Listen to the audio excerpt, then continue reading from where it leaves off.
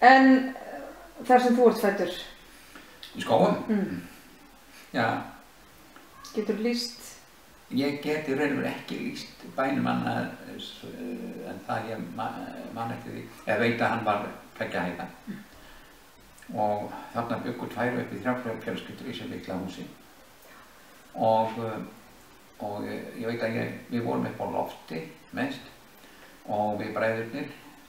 Það var lítið borð á milli okkar og á því var kertaljós. Og ég var náttúrulega ekki nema 2 ára gamall en bróðir minn 3 árum eldri. Og hann gæti ekki sofna nema að vera kertaljós. En einhverja hluta vegna var ég nú ekki að hugsa það. Þannig ég vætti alltaf puttana í munnvatni og tók kveikinn og draf allur logan. Og þá æpti hann alltaf drepi mér. Þannig, hann byrjaði snemma svona að kríka á milli okkar. En svo flytjum við þegar ég minnir að það verið í júní, maí-júní 43, þá flytjum við yfir að Múla, að Frakafirði, og þá veikist mamma og flutt á spítala og fer svo suður. Ég held að hann fyrst farið í Styrk og svo suður til Reykjavíkur og lögð þar inn. Svo, já, það kemur ljós að hún með allt á mikla eggekvitu í blóðum, þannig að fekk einhver meður. Svo átti hún að fara heim daginn eftir, fer heim til systur sinnar og mág, og mágurinn fer út í apótek að ná í meðalið sem hann svo fá með sér.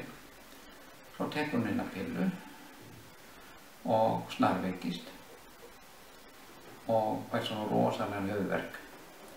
Og það kallað á læknir sem var þarna mikið fyrir Breiðfirðinga Bergsveig, og hann kemur og vil fá að skoða meðalið og hann fær það og hann stingur því í vasan og svo bara farið með hann á spítala. Hún dáin innan nokkra daga, þannig hún kom ekki heim aftur.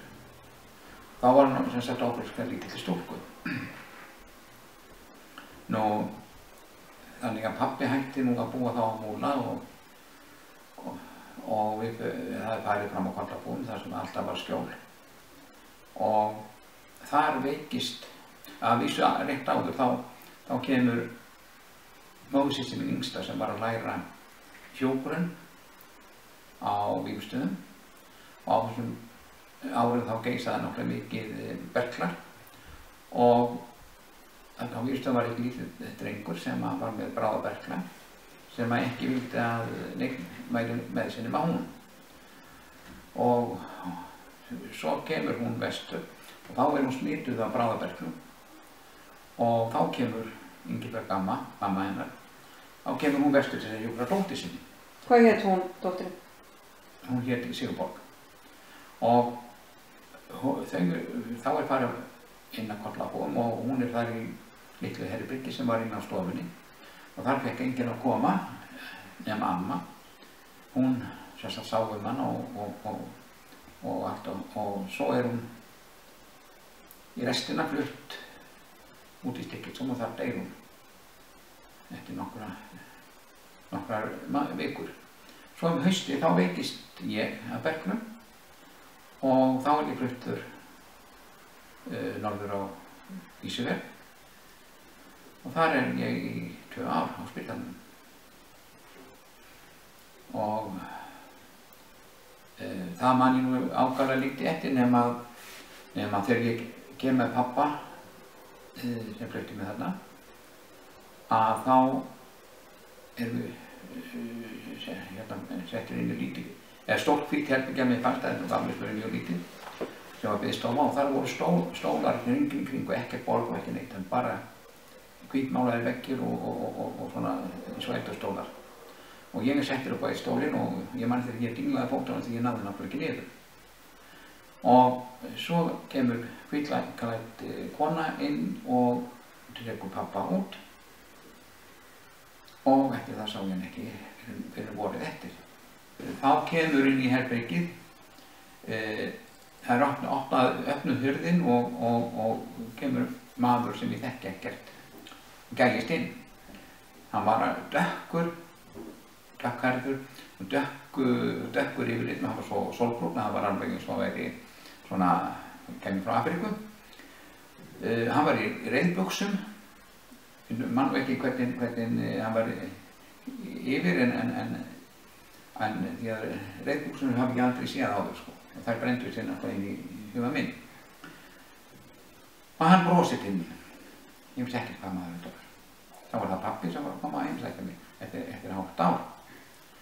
Og svo líður nú tíminn og ég man nú ekki eftir öðru nema að við vorum 4 þarna í þessu herbergi, 2 stúlkur og við 2 strákarnir sem voru þá svipum aldrei svona, 3-4 ára.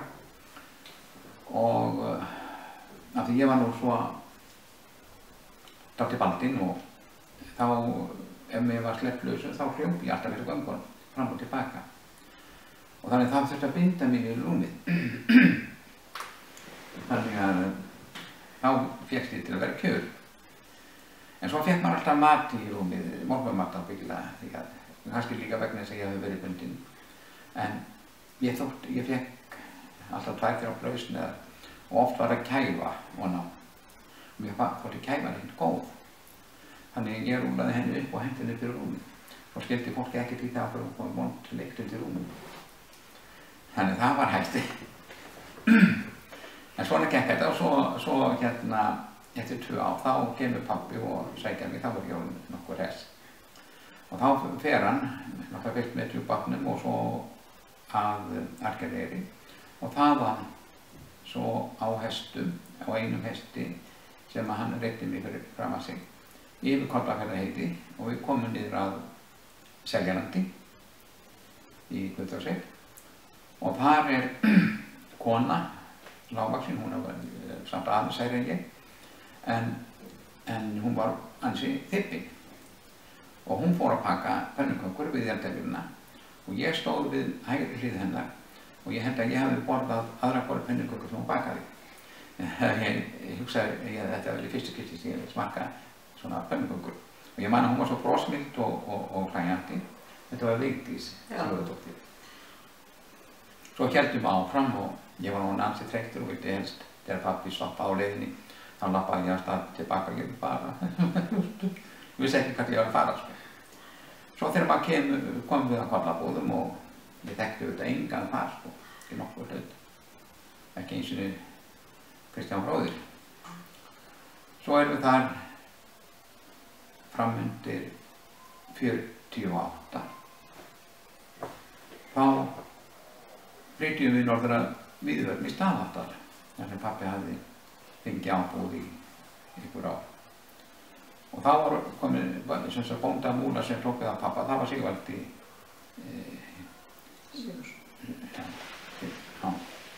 og sem var raun og veru svona, hann hafði verið giftur Guðrúnu dóttir Kristjáns og Sessil og Kollabúðum og var þá byrjaði sambúð, komin í sambúð með Arnfríði Aradóttir frá Seljalandi sem var uppbyttið systir pappa og pabbi þegar við erum búin að vera í 2 ár á Víðivöllum þá hættir Sigvaldi að búa, þau fara suður Reykjavík og pabbi fer aftur að múla og við erum þar til að hann hættir að múla, hættir að búa 1960.